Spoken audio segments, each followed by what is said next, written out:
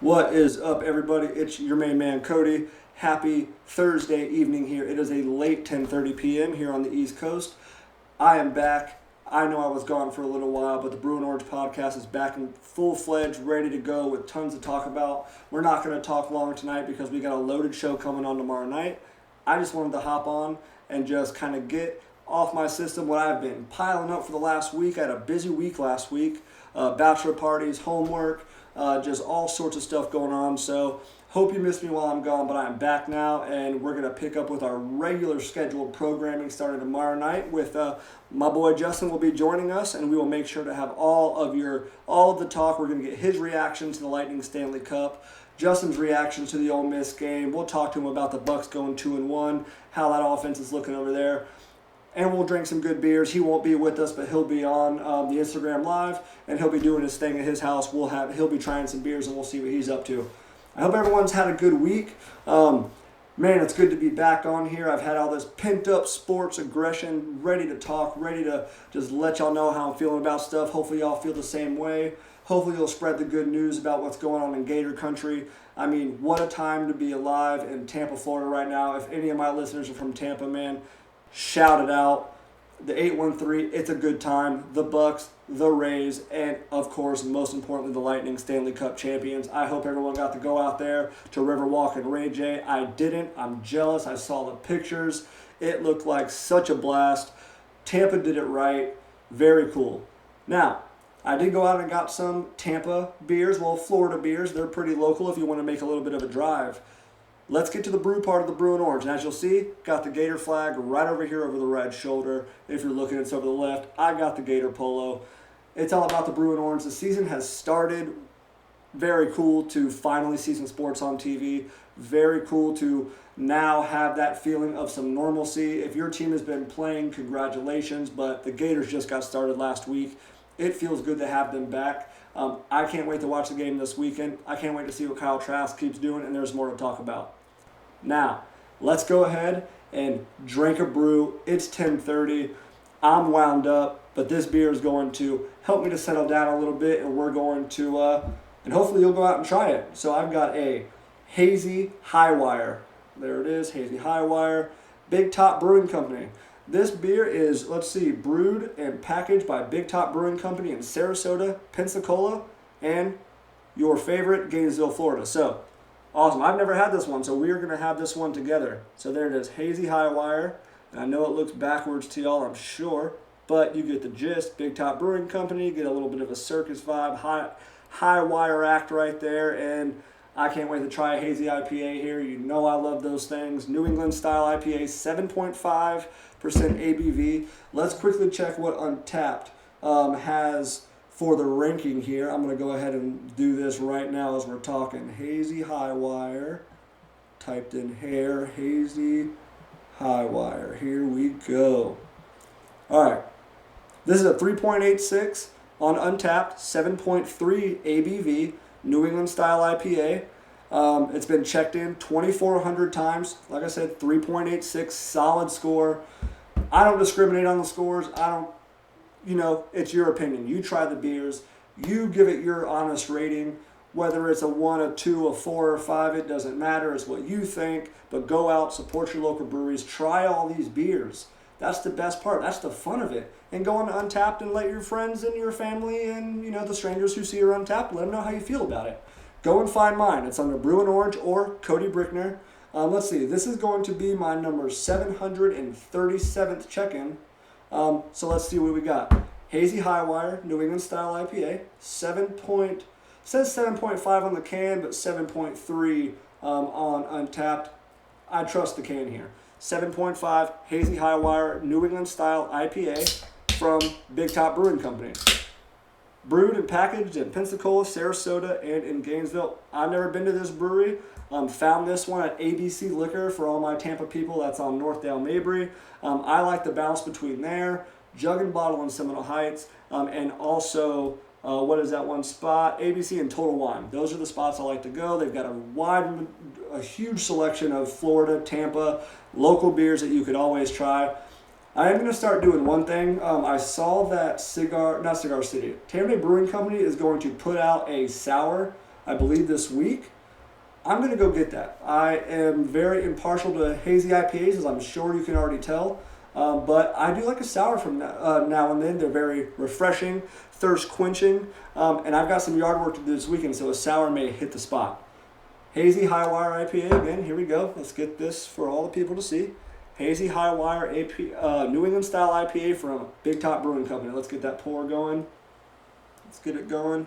Take a look. Take a look. If you're listening, you won't be able to see this delicious nectar being poured into this glass, but if you're watching, good for you. Beautiful pour. Oh. Smells fruity, smells citrusy.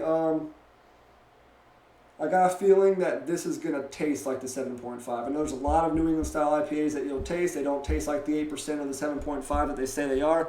Let's see what this one is. Cheers, everybody. It's Friday tomorrow. I hope everyone has a fun weekend planned. I hope everyone worked hard this week, stayed safe, stayed healthy, and cheers to everybody.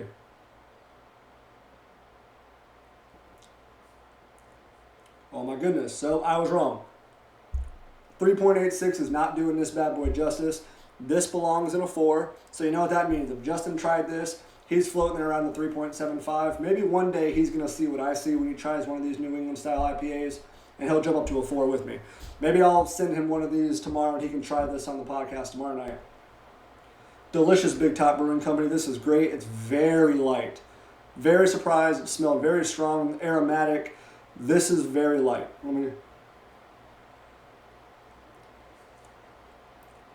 Oh my gosh. I'm sad that I only got one of those bad boys from ABC. If they had a 6-pack or something, I probably would have bought it. So, right now as we speak, I'm going to go on to the Untapped. That bad boy's a 4 as far as I'm concerned. Highly recommend, if you're in the Sarasota, Pensacola, Gainesville area, go to Big Top, grab yourself a Hazy Hirewire, New England style IPA. Let them know Brewing Orange highly recommended it. You won't get nothing for it, but it'll be cool, you know. Let them know. So, here we go. I'm giving that a 4. Simple as that. Thing is delicious. And I got it from ABC on North Dale Mabry. So if you're from the Tampa Bay area, ride over, pick that bad boy up, and find me on Untapped. Maybe cheers me, toast me, do what you got to do. So let's get into some sports, man. There's a lot to talk about. I mean, that's why we're not going to get into too much today. We'll just cover the basics. Look, Florida won that game 51-35 against Ole Miss. I was on a boat all day Saturday. I didn't watch the whole thing, but I've watched it twice since then. So I got a better picture of what it looked like from both the offensive and defensive standpoint. Let's just start with the good, and that was like probably the entire offense, I guess. Even the offensive line created some good push, I thought. With Hazy moving to center, we all thought Ethan White was going to be there, but the injury kind of took him out of that spot. They did very well, and something crazy that I saw, 247 put out a snap count against Ole Miss, and they did not rotate one time the 5 starting offensive linemen of Hazy, Garage, Forsyth, I forget the other 2 names off the top of my head. They didn't rotate those 5 at all. That is something that Florida has not done in the past. That's something Dan Mullen has not done in the past. We know he is notorious for rotating his safeties, his wide receivers, running backs, and we saw it in the game. He even rotated Emory Jones and Kyle Trask, even when I'm sure us fans probably thought, why the heck are you doing that? Kyle Trask is on fire right now. He completed nearly 77% of his passes that day. At 460-something yards of passing, 6 touchdowns, no interceptions. Look, when your quarterback has time and he puts up numbers like that, what that means is your offensive line did what they had to do. The offensive line had some push. For the first couple times, I saw some pancake blocks. You don't see that from a Florida offensive line in the last few years. So, are these big-time blue-chip people on the offensive line? No, but we know Hazy can get the most out of his players. This is a reoccurring theme with this team here.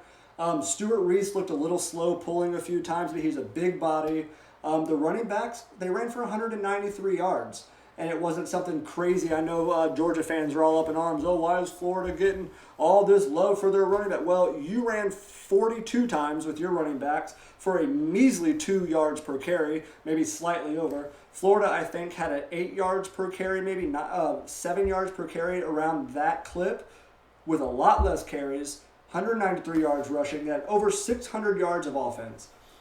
Look, Ole Miss defense is not great. We knew that coming in. If you saw my past podcast, I did go over their depth chart a little bit. There wasn't much to go over with the defense. They're not stacked over there with tons of world beaters. They don't got a ton of 4-stars out there. Their offense is really where their good guys are. Even though Ole Miss did land a 4-star safety today, Lane Kiffin's going to recruit. We know that. Lane Kiffin's going to recruit. Lane Kiffin is a mastermind of the offense. We all know this. What he was doing with Plumlee and Corral was something Florida wasn't ready for, and Dan Mullen even told you it's really hard to emulate that in practice with the scout team and stuff like that.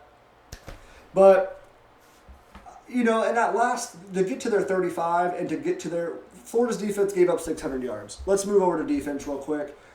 Look, we expected this. What did I tell you? What did Dan Mullen tell you this entire time? I told you, Dan Mullen told you, there's going to be some sloppiness. There's going to be missed tackles. That's just how it is. There's no film for an Ole Miss Lane Kiffin coach team. There's no film on that. You can't go watch his FAU days. There's nothing similar to that. You can't watch last year's Ole Miss team. They did not use Corral and Plumlee the way we saw that day. They threw things at you that you just hadn't saw. Grantham even said during his interview, he said that while they knew a play was coming, they switched up personnel, so it was different people running it. Look, Florida's been hitting only Florida players. This is just new to them. Guess what? Against South Carolina, put it on my name, book it. There's going to be a different defense out there. Listen to Kyrie Elam, his interview he did.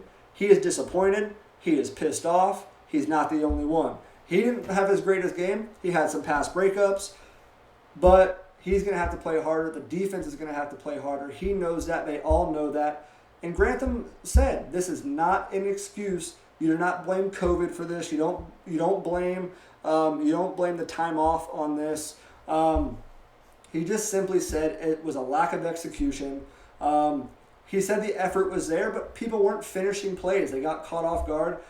We saw some of the defensive backs do what those defensive backs do. We saw C.J. McWilliams get burned. He only played 4 plays. So, listen, when the depth chart comes out, don't go all up in arms because C.J. McWilliams is listed as a starter again. He played 4 snaps. I think that the defensive backfield looks different if Brad Stewart is playing, if Sean Davis doesn't get marked for targeting within the first 10 minutes of the game. I think the outcome is slightly different. Do those 2 players make a huge impact? Now add Kyrie Campbell into the middle of the defensive line, maybe some fresh legs, a little bit of rotation. Who knows? That's neither here nor there. You gave up 600 yards of offense on defense, and you were able to achieve 600 yards on offense. It's tough. You go back and forth. It's game 1 after a pandemic, after this long offseason where you missed 3 scrimmages, you missed the orange and blue game. You're making up time. Hey, I'd rather score 51 points on Ole Miss the first game of the season than go in and disappoint not just themselves, but fans and everybody around by not showing up against an East Carolina. 51 points on Ole Miss is better than 51 points on whoever the cupcake is that you normally scheduled. Look, I like this 10-game all SEC because you have to play your best every Saturday. It doesn't matter if it's Vanderbilt. We saw what they did. Texas A&M Vanderbilt was a close game. Is that something that's going to be sustainable? We're going to find out. But like we said, and we talked about this, COVID's going to have an impact. Whether Grantham wants to admit it or not, they didn't tackle as much. We saw what happened with Navy and BYU. They did not tackle as much. It was very sloppy on defense. You had some bright spots. Trey Dean's a missile out there. He will knock your block off. Freshmen had to get thrown in. Torrance had to get thrown in out there behind Davis. And, he's going to get some experience. Great. Get out there. Get those reps. That's what it's all about. This is the year to do it because you have that eligibility rule now. They need the reps. South Carolina's going to provide it for them. It's going to be their first home game. This team's going to be jived up. Expect a different performance from the defense because I am, and I think it's going to happen. South Carolina's not scoring 35 points on that Florida defense. You can book it. You can tell them Brewing Orange said it. They're just simply not scoring that many points on this defense this time around. They're going to be mad. They're going to be hungry. They're going to want to show the 17,000 fans who are at the Swamp that last week was a fluke. But you know what's not a fluke? The offense.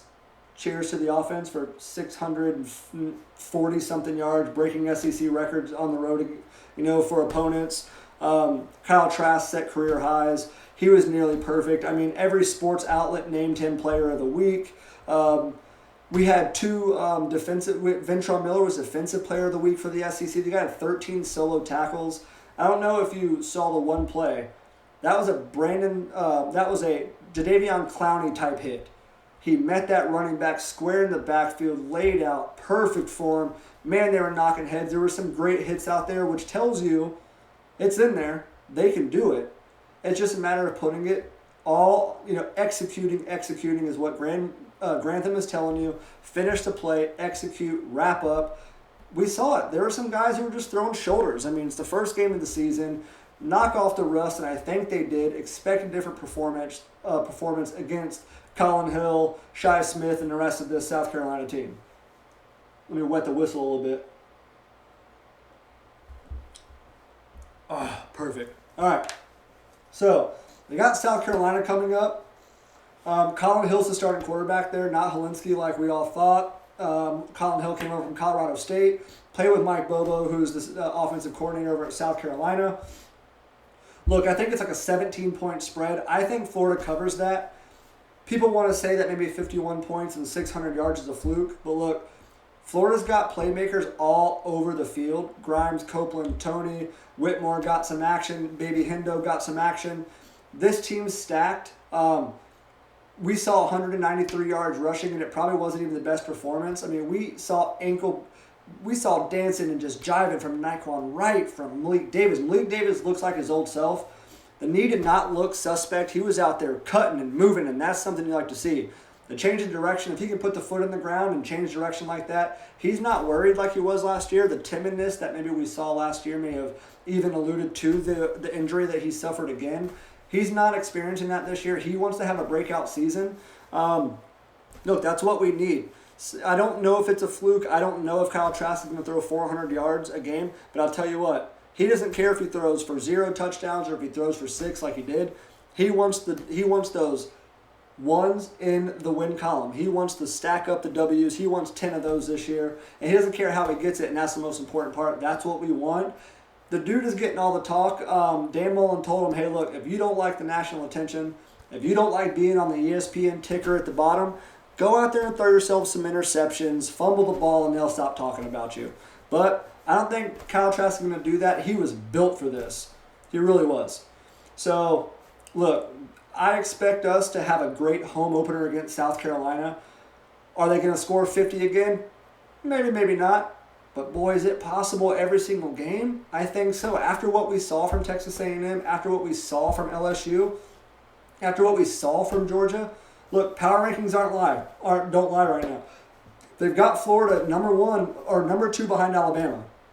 Right now, until Georgia proves that JT Daniel can go out there and move this offense, until Georgia proves that they're not letting Arkansas hang around to the last 11 minutes of the game, don't let that score fool you. I actually got to watch a little bit of that game. That was a pick 6 in garbage time that really extended that score. Georgia didn't look great. They've got a lot of 5 stars on there, but they didn't play. They didn't play up to that standard, and Florida should not be worried about Georgia this year. And it is game 1. We're going to see them in 5 or 6 games. Everyone's going to work the rust off. But, man, give me Florida this year, man. Florida looked great. That's a home opener we haven't seen. We haven't seen that sort of production on offense in a long time. I think David Waters made a point that they've actually had some serious offensive output the last few games. We did this against Virginia. Virginia got a lot of yards against Florida, but Florida also put up a bunch of yards against Virginia. So it looks like Dan Mullen is starting to get this output on a consistent basis from them. You don't know if it's going to be 600 yards, combined with 400 passing, 200 rushing. Hey, that's unicorn type stuff right there. But look, you got guys like Kyle Trask throwing the Kyle Pitts. Kyle Pitts is your matchup nightmare. He's 6'6", 200 and something pounds. He can play out wide. He can play underneath. He's blocking now. He's taking it personal. He's unstoppable. It's funny I said unicorn. That was subconscious here. Dan Mullen said if you don't have a unicorn on defense to cover our unicorn on offense, he's unstoppable. He's going to score at will. And he had 4 touchdowns. What tight end in the country is having 170 yards receiving and 4 touchdowns? I'll tell you who, and it's nobody out there. He's the number one guy right now. Todd McShay's gushing over him right now. This connection between Kyle and Kyle is going to be something that Gator fans should sit back and get used to and enjoy this year. I don't know what's name a better connection in college football, especially who has built that relationship. I don't know one right now. I mean, it's certainly not anybody in the SEC, considering the majority of the SEC is implementing new offensive schemes, new quarterbacks.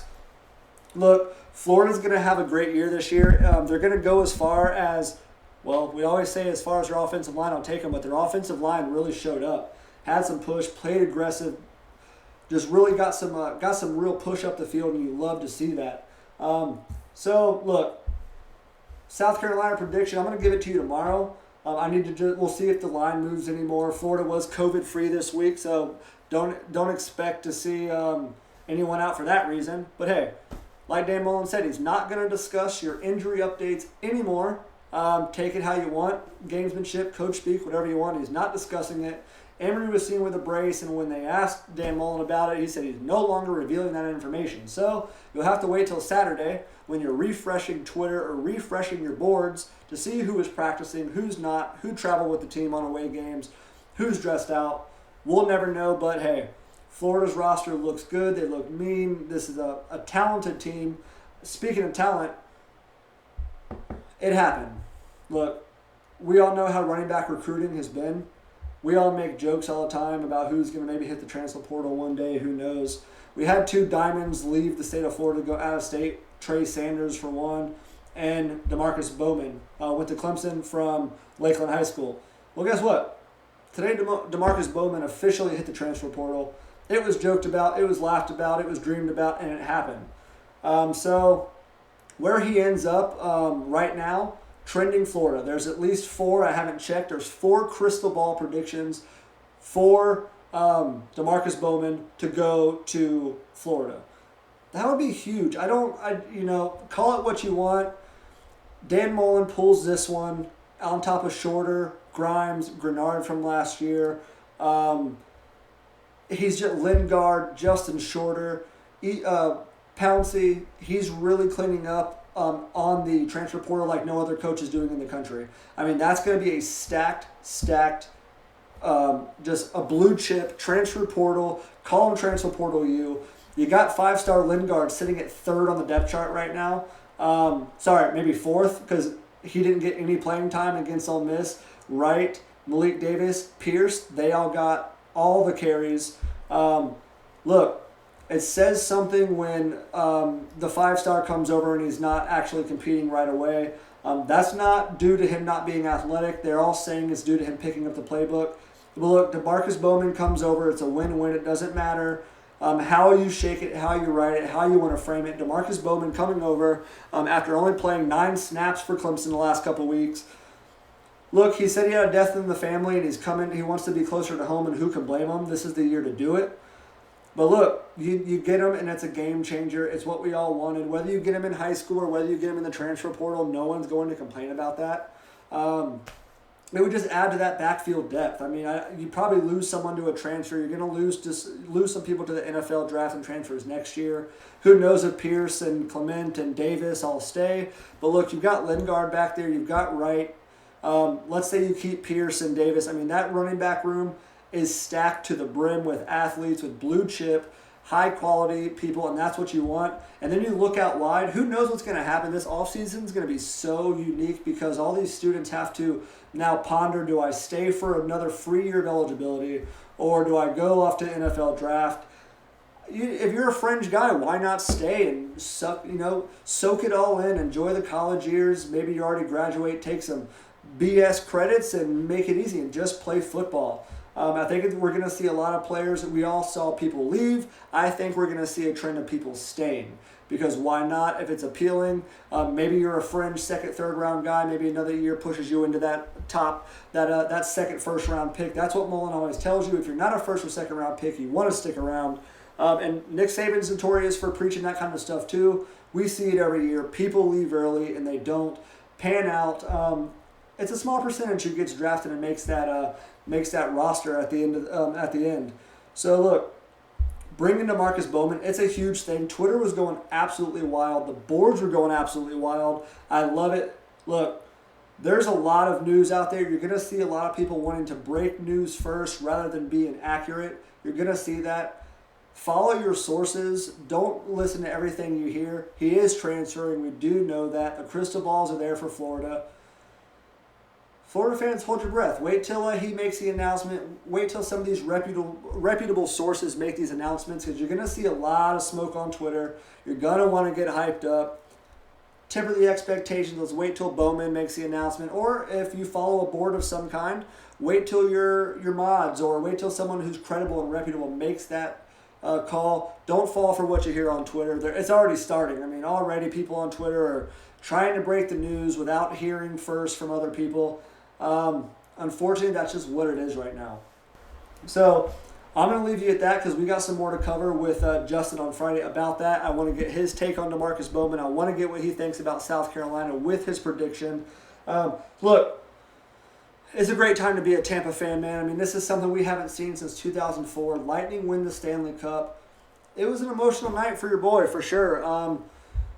I was like, 11 years old when they won it in 2004, man. I mean, it's a big deal in Tampa. Tampa's a hockey town, whether you like to admit it or not. Hey, we're wearing sandals year round. We got palm trees outside of Amalie Arena. It's a big deal. Tampa has a chance to do something that a lot of cities don't get to do. We could actually be title town this year. It was just great to see this team. I don't know if you read my blog, and I got a little emotional on it. I'm not going to get emotional on you right now, but look, it just means more this year. Everything does. Seeing the Gators on TV means more.